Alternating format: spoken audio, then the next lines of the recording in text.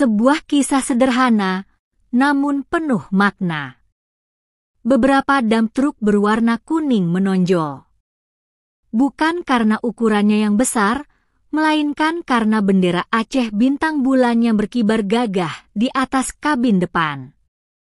Bendera itu, dengan warna merah dan bulan sabitnya yang berkilauan, seakan menari-nari mengikuti irama mesin truk yang berdebar. Di balik kemudi, duduklah pemuda Aceh bernama Ismail, Ahmad dan beberapa pemuda Aceh. Wajahnya bersih, matanya berbinar dengan semangat juang. Mereka bukan sekadar sopir truk, mereka adalah pemuda kebanggaan Aceh.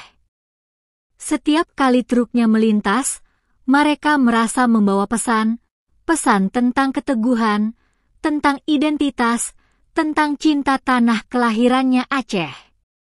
Dump truk yang disopiri Ismail, Ahmad dan kawan-kawan bukanlah truk biasa. Mereka mengangkut bukan bahan material bangunan, tetapi juga semangat juang generasi muda Aceh. Mereka melewati jalan-jalan berliku, menyusuri pegunungan, dan menanjak ke perbukitan. Di setiap tempat, bendera Aceh bintang bulan itu menjadi pusat perhatian. Kawan-kawannya melambaikan tangan tersenyum bangga, dan para pemuda Aceh lain terinspirasi. Ismail, Ahmad dan kawan-kawan bukanlah seorang pahlawan super. Mereka hanya pemuda Aceh biasa dengan pekerjaan biasa. Namun, dengan cara yang sederhana, mereka telah menjadi simbol kebanggaan Aceh. Bendera Aceh di truknya menjadi pengingat akan sejarah, budaya, dan semangat juang leluhur Aceh. Mereka mengingatkan setiap orang akan keindahan tanah Aceh, keuletan rakyat Aceh, dan harapan untuk masa depan yang lebih cerah. Suatu hari, seorang pemuda Aceh lain mendekati mereka.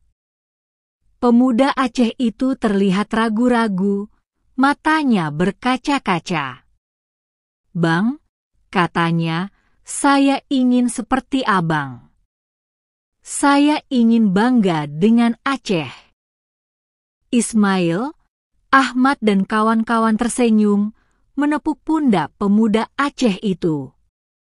"Ini bukan hanya tentang bendera, Dik," katanya, "ini tentang cinta untuk Aceh." Dan begitulah, dump truk yang disopiri pemuda Aceh terus berkelana, membawa bendera Aceh bintang bulan, membawa semangat juang, dan menginspirasi generasi muda Aceh untuk terus mencintai dan memperjuangkan tanah kelahirannya yang indah.